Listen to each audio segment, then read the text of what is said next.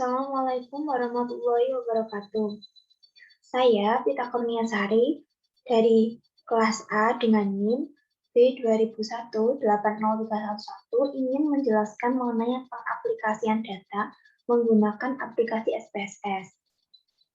Yang pertama, sebelum kita menggunakan aplikasi SPSS, kita harus memiliki data terlebih dahulu.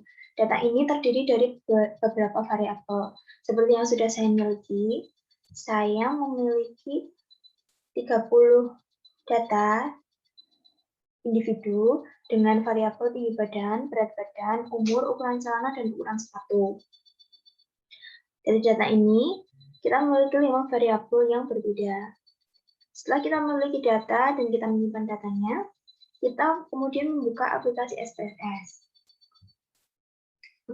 Setelah kita membuka, akan ada tampilan seperti ini. Untuk membuka file yang sebelumnya sudah kita simpan di dalam Excel, kita mengklik pada kolom bar file, lalu setelah muncul tab baru, kita akan mengubah file option type-nya menjadi file type-nya menjadi Excel, karena sebelumnya kita menyimpan datanya di Excel. Lalu kita akan memilih data yang sudah kita miliki. Berikut, lalu kita klik open, maka otomatis datanya akan membuka di aplikasi SPSS. Kita tunggu sebentar hingga prosesnya selesai.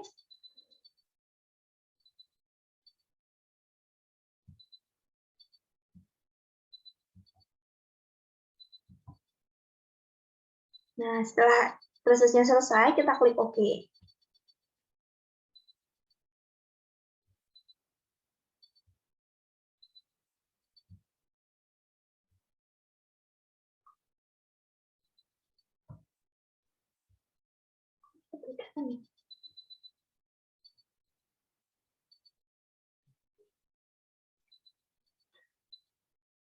Setelah datanya sudah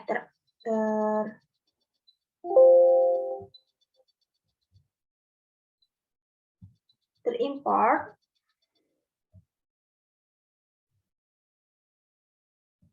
seperti ini. Nah, ini adalah data yang sudah terimport. Kita bisa melihat atau mengecek apakah data ini sesuai dengan data yang kita inginkan atau tidak. Di tab variable view yang ada di kiri bawah, kita klik variable view, lalu kita lihat di tabel measure. Di kolom measure ini kita melihat variabel-variabelnya sudah menunjukkan skala seperti yang ada pada layar ini. Jika sudah pasti file type-nya tipenya adalah skala, lalu kita akan mengolah data. Dari data view, kita mengklik pada analyze, lalu kita pilih descriptive statistik, lalu kita pilih frequencies. Setelah muncul tab baru, kita pilih semua data, semua variabel, dari tinggi badan hingga ukuran sepatu. Kita pindah ke kolom variabel S. Jika sudah, kita memilih statistik. Nah, kita akan memilih data apa saja yang kita inginkan untuk diolah. Seperti ini, kita akan memilih mean, median, standard deviation, variance, dan standard error mean. Lalu kita klik continue.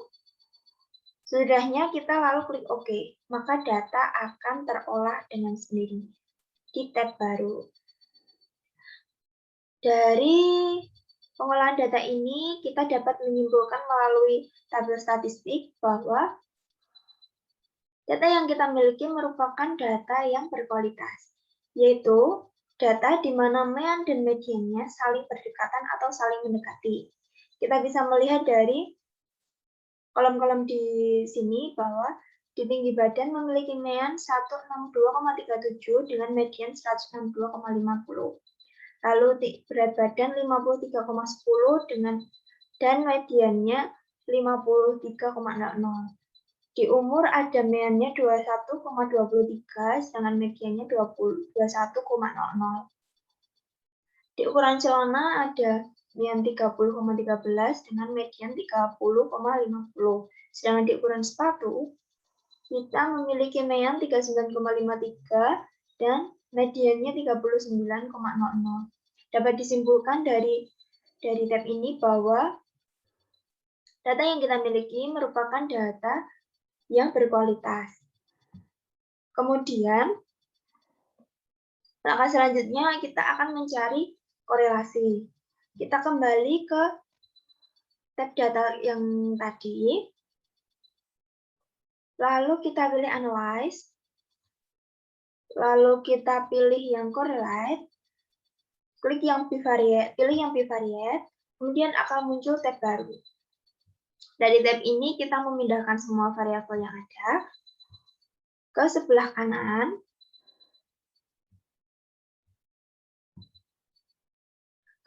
Kita akan menggunakan metode Pearson karena yang kita miliki adalah data skala.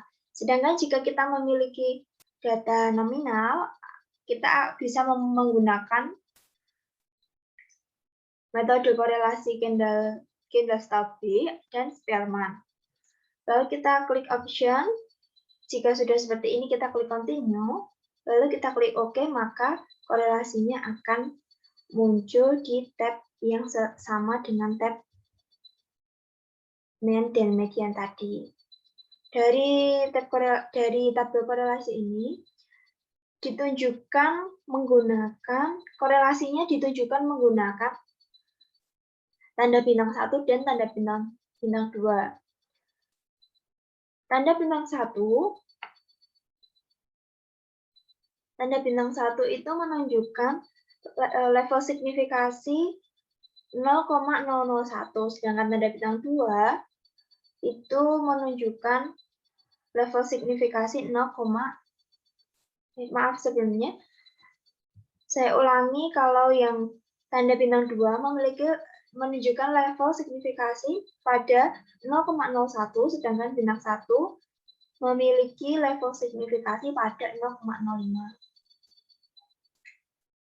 Bisa dilihat bahwa hampir semua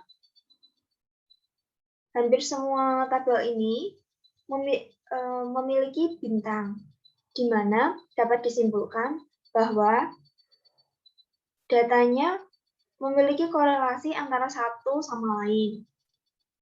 Lalu kemudian kita akan melihat regresinya. Dari data ini kita bisa klik Analyze, lalu kita klik Regression,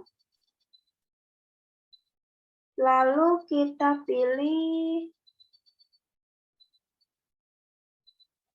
Automatic Linear Modeling. Salah.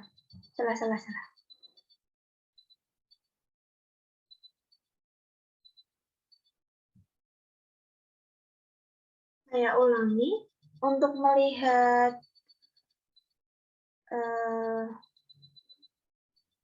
regresi dari data-data tersebut, kita bisa klik Analyze, lalu kita pilih Regression, dan kita pilih Linear. Nanti akan muncul tab baru lagi. Kita menggunakan tinggi badan sebagai variabel dependen dan yang lainnya sebagai variabel independen. Seperti berikut ini, kita akan memindahkan semua variabelnya. Lalu kita klik statistik. Jika sudah seperti ini, kita pilih continue, lalu kita klik OK. Kemudian akan muncul hasil-hasil regresinya. Yang pertama dapat kita simpulkan bahwa di sebelah tab variabel enter atau remove, itu tidak ada data yang terbuang, di mana variabel remove-nya tidak menunjukkan angka apapun. Lalu kemudian di model summary, kita bisa melihat dari F dan F square. Ini digunakan untuk mengetahui seberapa kuat variabel dependen mempengaruhi variabel independen. Jadi hasil R ini sebesar 0,858 dapat disimpulkan bahwa variabel ukuran sepatu, umur, berat badan, dan ukuran celana mempengaruhi tinggi badan sebesar 0,585 atau sekitar 85,8%. Sedangkan sisanya dipengaruhi oleh hal-hal lain selain dari empat variabel ini. Lalu di ANOVA kita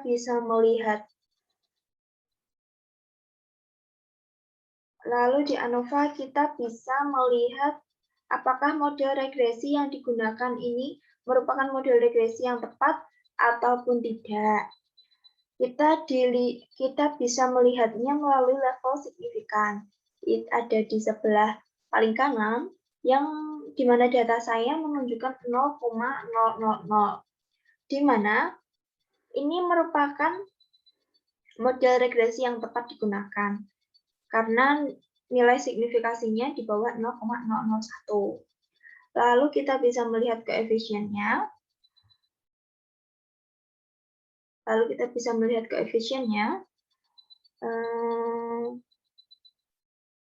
Pada data variabel berat badan, umur, ukuran celana, dan ukuran sepatu ini. Pada variabel berat badan, kita bisa melihat bahwa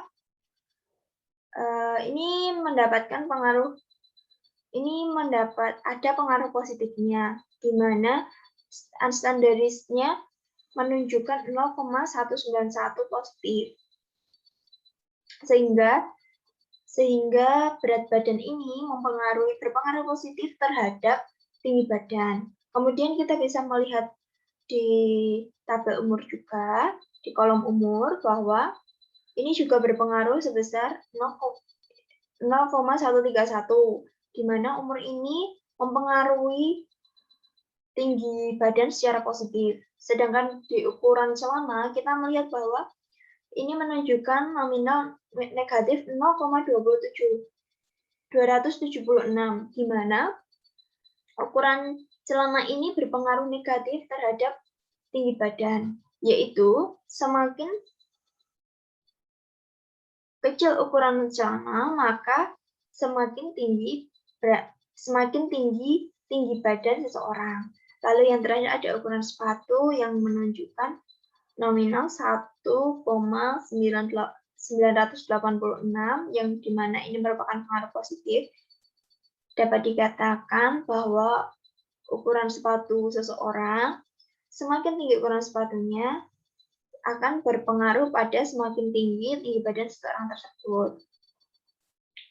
Untuk melihat signifikasi ini bisa diterima atau tidak, bisa melihat pada nilai signifikasi di sebelah paling kanan, yaitu di variabel berat badan sebesar 0,170, di mana tidak ada signifikan karena ini lebih besar dari 0,01,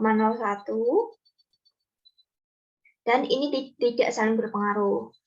Ada variabel umur sebesar 0,671 yang sama, tidak signifikan juga dan tidak berpengaruh juga pada tinggi badan.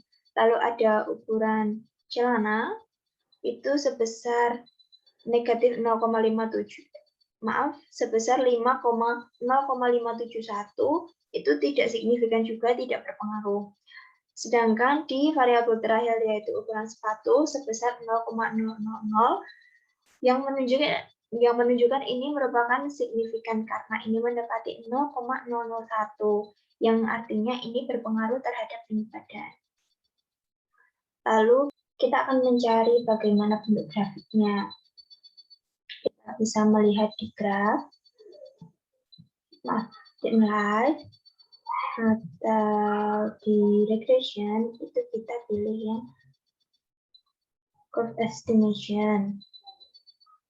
Nah, kita bisa melihat kita bisa memilih variabel dependennya kita ambil dari tinggi badan, sedangkan variabelnya yang independen kita bisa mengambil satu persatu. Ini yang pertama kita mengambil yang umur lebih dahulu.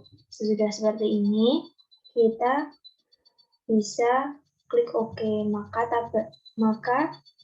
grafik atau diagramnya akan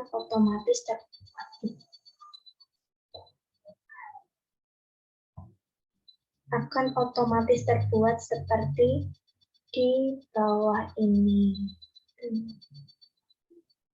Nah, yang seperti ini. Kita juga bisa membuat grafiknya dengan berbeda lagi, dengan bentuknya berbeda. Kita bisa klik analyze, regression, curve estimation, lalu kita pilih yang berat badan sebagai variabel independen. Ini akan bisa seterusnya kita buat seterusnya hingga variabel terakhir. Begitulah aplikasi tutorial pengaplikasian dari saya.